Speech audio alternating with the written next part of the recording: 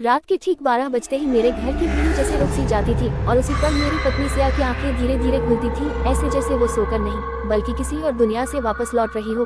पहले पहले मुझे लगा ये सिर्फ नींद में चलने की बीमारी है, लेकिन जिस रात मैंने उसकी परछाई को उससे अलग चलते देखा उस दिन मेरी रूह तक कांप गई। शादी को अभी सिर्फ 3 महीने ही हुए थे। सिया दिन में बिल्कुल सामान्य रहती थी, हंसती, बातें करती, घर संभालती, पर जैसे ही रात होती उसके चेहरे की मासूमियत कहीं गायब हो जाती और उसकी जगह ले लेती एक अजीब ठंडी मुस्कान। उस रात मैंने जानबूझकर सोने का नाटक किया। घड़ी में 11:59 हो रहे थे। मेरा दिल जोर जोर से धड़क रहा था। 12 बजते ही सिया अचानक सीधी उठकर बैठ गई। उसकी गर्दन धीरे धीरे मेरी तरफ मुड़ी, लेकिन उसकी आंखें बंद थी और फिर वो बिस्तर से उतरकर बिना आवाज किए कमरे के कोने में चली गई। वहां दीवार के सामने खड़ी होकर उसने फुसफुसाना शुरू किया, तुम फिर आ गए, आज मैं तैयार हूँ। मेरी सांसें थम गईं। मैंने हिम्मत करके पूछा, सिया किससे बात कर रही हो? उसने कोई जवाब नहीं दिया, बस धीरे धीरे हंसने लगी, एक ऐसी हंसी जो इंसानी नहीं लग रही थी। अगले दिन जब मैंने उससे पूछा तो उसे कुछ भी याद नहीं था, लेकिन ये सिलसिला हर रात बढ़ता जा रहा था। एक रात मैंने उसका पीछा किया। वो घर के पीछे वाले पुराने कमरे में गई जो हमेशा बंद रहता था। दरवाजा अपने आप खुल गया। अंदर घुप अंधेरा था। जैसे ही मैंने अंदर झांका, देखा सिया जमीन पर बैठी थी और उसके सामने एक पुराना आईना रखा था, लेकिन उस आईने में उसका चेहरा नहीं, किसी और औरत का चेहरा दिख रहा था। सफेद आंखें, बिखरे बाल और खून से सनी मुस्कान। मैं डर के मारे पीछे हट गया। तभी सिया ने अचानक मेरी तरफ देखा। इस बार उसकी आंखें खुली थी, लेकिन वो सिया नहीं थी। उसने धीमी आवाज में कहा, तुमने देख लिया, अब तुम भी नहीं बचोगे। मैं भागकर कमरे से बाहर आया, लेकिन दरवाजा अपने आप बंद हो गया। अंदर से सिया की चीखें और हंसी दोनों एक साथ सुनाई दे रही थी। अगली सुबह जब दरवाजा खुला, सिया बिल्कुल ठीक थी, लेकिन उस आईने में अब 2 परछायां नजर आ रही थी, एक सिया की और दूसरी मेरी। उस दिन के बाद मुझे हर रात कोई मेरे कान में फुसफुसाता महसूस होता है। और सबसे डरावनी बात यह है कि अब 12 बजते ही सिर्फ सिया ही नहीं, मैं भी खुद को कंट्रोल नहीं कर पाता। मेरी आंखें अपने आप खुल जाती हैं और आईने में दिखने वाली वो औरत अब मुस्कुराते हुए कहती है, अब तुम दोनों मेरे हो। उस रात के बाद मेरी जिंदगी जैसे किसी अंधे कुएं में गिर गई थी।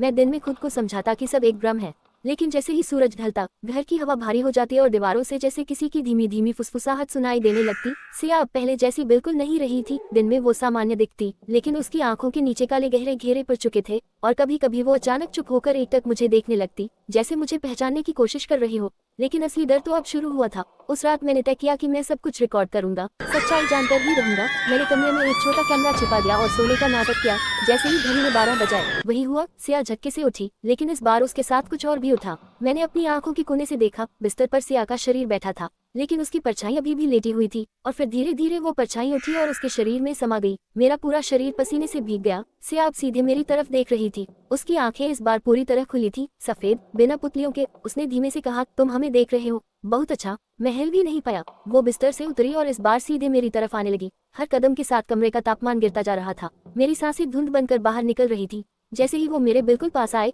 उसने अपना चेहरा मेरे कान के पास लाकर फुसफुसाया, आईना याद है? आज रात तुम भी देखोगे अपना असली चेहरा। अचानक मेरे हाथ पैर जैसे सुन्न हो गए और मैं खुद ब खुद उठकर उसके पीछे चलने लगा। मैं उसे रोकना चाहता था, लेकिन मेरा शरीर मेरा नहीं रहा था। हम दोनों उस पुराने कमरे की तरफ बढ़े। दरवाजा अपने आप खुल गया। अंदर वही आईना रखा था, लेकिन इस बार उसके चारों तरफ अजीब सी काली लकीरें बनी हुई थी, जैसे किसी ने खून से कुछ लिखा हो। सिया उस आईने के सामने खड़ी हो गई और मुझे भी उसके सामने खड़ा कर दिया। जैसे ही मैंने आईने में देखा, मेरा दिल थम गया। वहाँ मेरा चेहरा नहीं था, वहाँ एक सड़ा गला, आधा जला हुआ चेहरा मुझे घूर रहा था। उसकी आंखें जल रही थी और होंठ फटे हुए थे। वो धीरे धीरे मुस्कुराया और बोला, तुम लौट आए। मैं चिल्लाना चाहता था, लेकिन आवाज नहीं निकल रही थी। तभी सिया, या जो भी उसके अंदर था, हंसने लगी। ये घर खाली नहीं है, ये हम सबका है, और अब तुम भी इसका हिस्सा हो। अचानक आईने में वो भयानक चेहरा बाहर आने लगा, जैसे वो कांच के अंदर से निकलकर मेरी दुनिया में कदम रख रहा हो। मैंने पूरी ताकत से खुद को पीछे खींचा और किसी तरह कमरे से बाहर भागा। लेकिन जैसे ही मैं बाहर आया, मैंने देखा घर का हर आईना बदल चुका था। हर आईने में वही चेहरा मुझे घूर रहा था। और सबसे डरावनी बात, सिया अब मेरे पीछे खड़ी थी, लेकिन उसकी परछाई मेरे सामने वाले आईने में नहीं दिख रही थी। उस रात के बाद मुझे समझ आ गया, ये सिर्फ सिया की कहानी नहीं है, ये उस चीज की कहानी है जो आईनों में रहती है, और अब वो धीरे धीरे हमारी दुनिया में फैल रही है।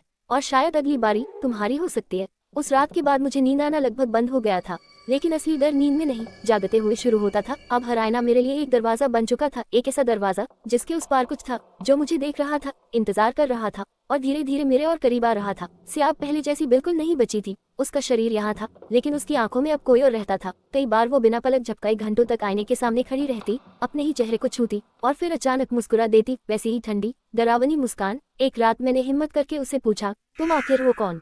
कुछ पल तक वो चुप रही, फिर धीरे धीरे उसकी गर्दन टेढ़ी होने लगी, जैसे हड्डियां अपनी जगह से खिसक रही हो। और फिर उसने जवाब दिया, हम वो हैं जिन्हें तुमने इस घर में जगाया। मेरा दिल धड़कना भूल गया। मैंने उसने सिर हिलाया। शादी के बाद पहली रात तुमने वो पुराना आईना साफ किया था, याद है?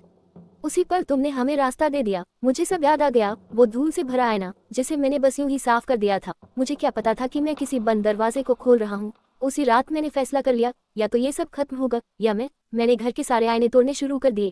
एक एक करके हर शीशा चकनाचूर कर दिया।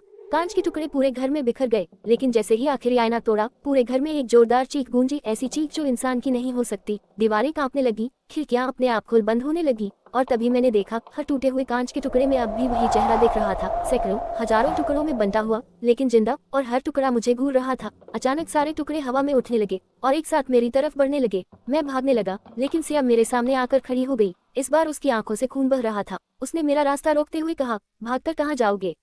अब तुम हमसे जुड़े हो। मैं चिल्लाया, मैं तुम्हें छोड़ दूंगा, बस सिया को वापस कर दो। कुछ पल के लिए सब शांत हो गया, फिर वो धीरे धीरे हंसी। वो अब कभी वापस नहीं आएगी। उसी पल मुझे महसूस हुआ कि कोई चीज मेरे अंदर घुस रही है, जैसे मेरी आत्मा को अंदर से खींचा जा रहा हो। मेरे हाथ अपने आप ऊपर उठ गए और मैं बिना चाहे उन्हीं कांच के टुकड़ों को उठाकर अपने ही हाथ काटने लगा।